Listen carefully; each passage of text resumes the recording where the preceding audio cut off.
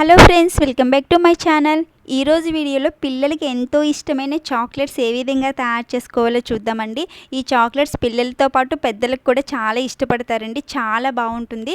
ఈ రెసిపీ తయారు చేసుకోవడం కూడా చాలా ఈజీ అండి. కేవలం 2 ఇంగ్రీడియంట్స్ ఉంటే చాలు, మనం ఇంట్లోనే పిల్లలకి ఈజీగా చాక్లెట్స్ తయారు చేసి ఇచ్చేయచ్చు. ఇప్పుడు ఇది ఎలా తయారు చేసుకోవాలో చూసేద్దామండి. నేను ఇక్కడ 3/4 కప్పు బెల్లం తీసుకున్నానండి. బెల్లాన్ని సిమ్లో పెట్టుకుని ఫస్ట్ కరిగించుకోవాలి. 2-3 స్పూన్లు వాటర్ పోసి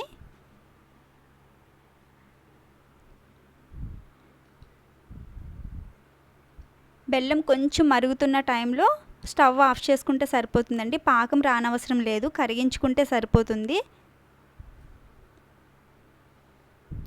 ఈ విధంగా బెల్లం పాకం ప్రిపేర్ చేసుకోవాలి. ఇలా కరిగించుకున్న తర్వాత దీని ఒక స్ట్రైనర్ సహాయంతో వడపోసుకుందాము.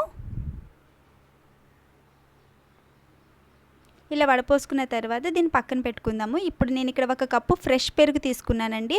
పెరుగు ఫ్రెష్గా ఉండాలి. ఇలా తీసుకున్న పెరుగుని ఇలా ఒక స్పూన్ సహాయంతో గెలగొట్టినట్లుగా చేయండి.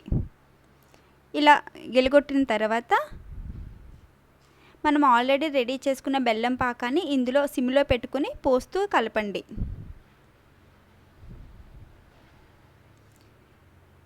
కలిపిన తర్వాత మంట అనేది హై ఫ్లేమ్లో పెట్టుకోవచ్చు.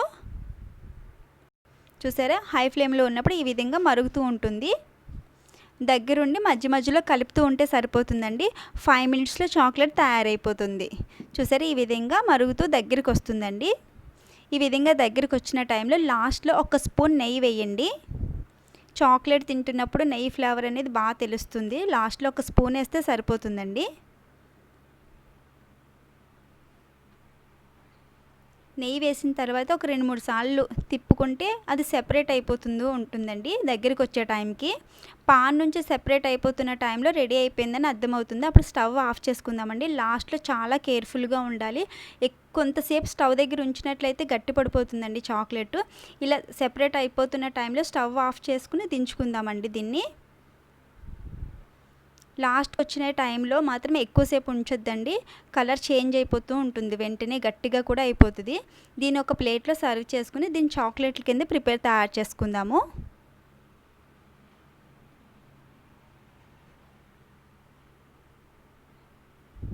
చూసారా, స్టవ్ ఆఫ్ చేసి ప్లేట్లోకి వేసేటప్పుడే కొంచెం కలర్ చేంజ్ అయింది. ఇలా వస్తే సరిపోతుందండి. కొంచెం దగ్గరికి వచ్చి సెపరేట్ అయిపోతున్న టైంలో ఆఫ్ చేసుకుంటే సరిపోతుంది. దీన్ని ఇప్పుడు చిన్న చిన్న రౌండ్స్ కింద చేసుకోవచ్చు. షేప్ మీ ఇష్టం అండి. చాక్లెట్స్ నేనైతే చాక్లెట్ షేప్లో చేశాను. ఈ విధంగా అన్నీ ప్రిపేర్ చేసుకుని పక్కన పెట్టుకుందామండి. దీన్ని గోరువెచ్చగా ఉండగానే చేయండి. బాగా వేడిగా మనం ఎలాగో చేయలేము. చల్లారేకైతే గట్టిగా అయిపోతుంది సాగుతున్నట్లుగా. సో గోరువెచ్చగా ఉండగా చేయడానికి ట్రై చేయండి. అప్పుడు మనకి చాక్లెట్ షేప్ అనేది కరెక్ట్గా వస్తుంది. నేను ఇప్పుడు గోరువెచ్చగా ఉండగా చేస్తున్నానండి. చూసారా, చల్లారిపోతున్న టైంలో ఎలా సాగుతుందో. ఈ విధంగా చాక్లెట్స్ అన్నీ ప్రిపేర్ చేసుకోండి.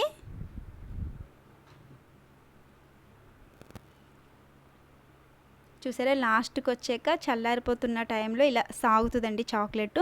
మనం తయారు చేసుకున్న చాక్లెట్స్ తినేటప్పుడు కూడా అలా సాగుతూ ఉంటుంది. చాలా బాగుంటుందండి. టేస్ట్ అయితే నాకు చాలా బాగా నచ్చింది. చాలా బాగుంటుంది. దీన్ని ఇప్పుడు ఒక సిల్వర్ ఫాయిల్ పేపర్లో చుట్టుకుందామండి. నేను ఇక్కడ ఒక సిల్వర్ ఫాయిల్ పేపర్ తీసుకున్నాను. దీని చాక్లెట్స్ కావాలి కాబట్టి చిన్న చిన్న పీసెస్ కింద కట్ చేసుకుంటున్నాను. ఈ విధంగా చిన్న పీసెస్ కింద కట్ చేసుకోండి. ఇప్పుడు మనం తయారు చేసుకున్న చాక్లెట్స్ని ఈ ర్యాపర్లో పెట్టి చుట్టుకుందామండి. చూసారు, ఈ విధంగా రౌండ్ చుట్టి అటు ఇటు తిప్పితే చాక్లెట్ తయారైపోతుందండి.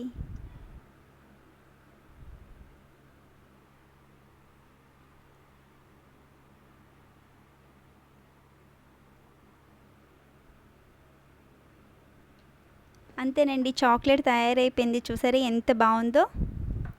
ఇవి ఒక డబ్బాలో స్టోర్ చేసుకుంటే ఒక 6 మంత్స్ వరకు స్టోర్ ఉంటాయండి.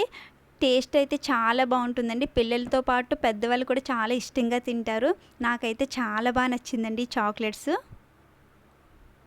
చక్కగా మీ పిల్లలకి ఇలా ఇంట్లోనే హెల్తీగా చాక్లెట్స్ని తయారు చేసి ఇవ్వండి. ఐ హోప్ ఈ వీడియో మీ అందరికీ నచ్చింది అనుకుంటున్నాను. మీకు నచ్చితే లైక్ చేయండి. కొత్త వాళ్ళు ఎవరైనా చూస్తున్నట్లయితే సబ్స్క్రైబ్ చేయండి. Thank you for watching. Bye friends.